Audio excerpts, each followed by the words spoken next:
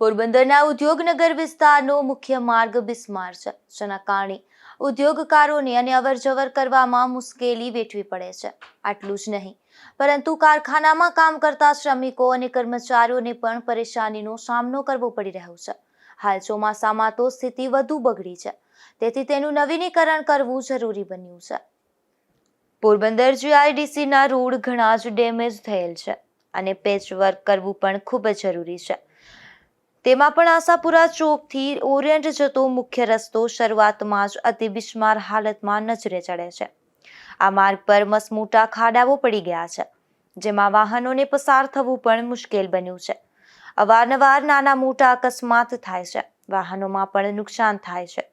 તેમાં પણ હાલ વરસાદના કારણે ખાડાઓમાં પાણી ભરાતા હાલત વધુ બગડી છે.